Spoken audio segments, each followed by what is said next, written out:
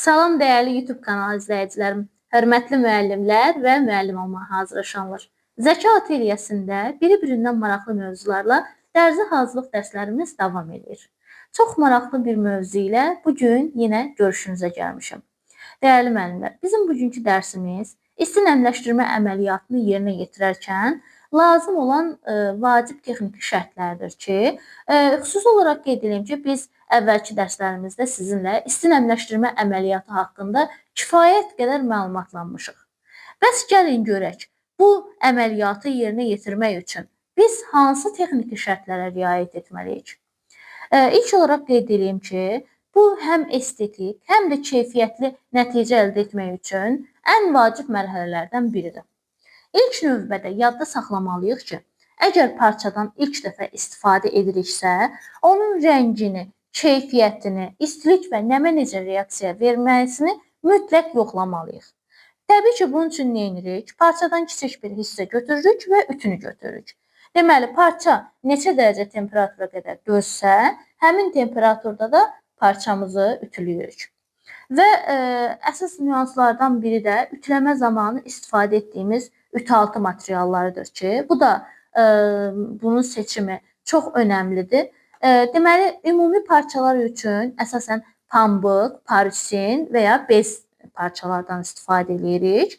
Yox, əgərlərim sintetik lifli parçalar ütüləyəcəksə, bu zaman tənzif və yumşaq pambıq parçalar daha məsləhətlidir.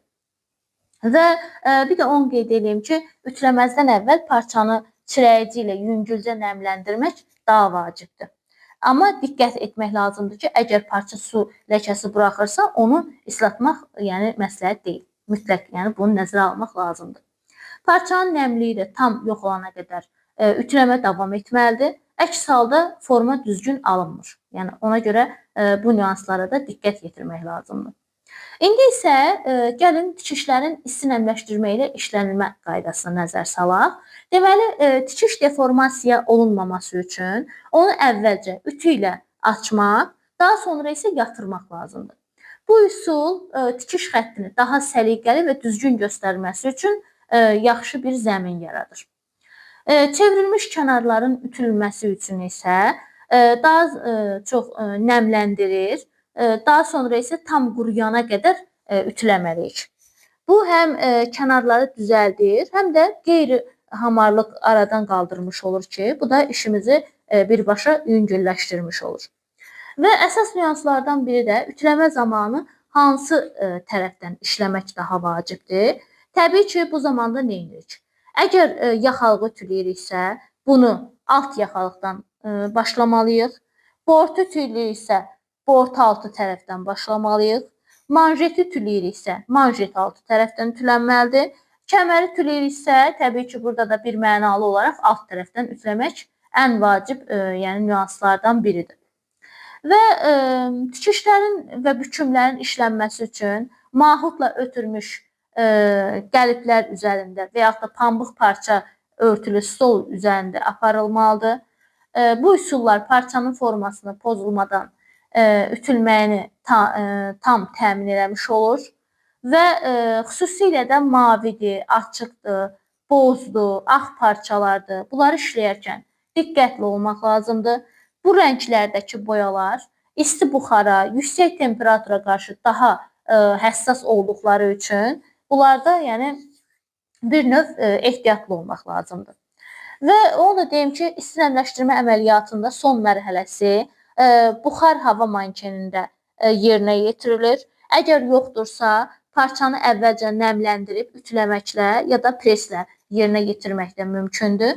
Bu zaman tikişləri və məmulatın formalarını əl ilə düzəldirik, əzikləri, ləkələri aradan qaldırırıq.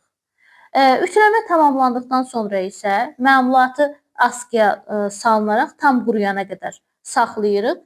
Bu formanı saxlamaq üçün ən vacib mərhələdir. Və unutmayaq ki, isti nəmləşdirməni yerinə yetirərkən rejimə əməl olunmazsa, düzgün temperaturda parça ütülənməzsə, bu zaman parıltı, yanıq izləri, rəng dəyişməsi, hətta parçanın yığılması kimi problemlər yana bilər ki, bu da işimizin keyfiyyətini bir mənalı olaraq pozmuş olacaq.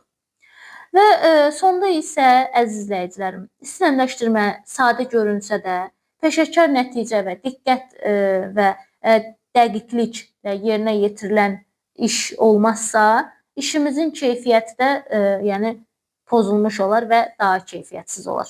Ona görə də əgər yaxşı, peşəkarcasına işimizi yerinə yetirmək istəyiriksə, bu kimi nüanslara xüsusi diqqət yetirməliyik. Əgər bu qaydalara əməl etsəniz, həm keyfiyyətli, həm də səliqəli tikiş məmulatları əldə etmiş olacaqsınız. Ümumiyyətlə, mən həmişə qeyd edirəm ki, geyim nə qədər gözəl tikilmiş olur olsun, düzgün ütülənməzsə, onun görünüşü də nəzərə çarpmayacaq. Sonda isə sizdən xahişim odur ki, əgər videomuzu bəyəndinizsə, like etməyi, kanalıma abunə olmağı unutmayın. Sizinlə bölüşəcəyim hələ çox sirlər var. Ona görə bizi izləmədə qalın. Sağ olun, diqqətinizə görə təşəkkür edirəm. Növbəti dərslərimizdə görüşənə qədər dəyərli müəllimlər.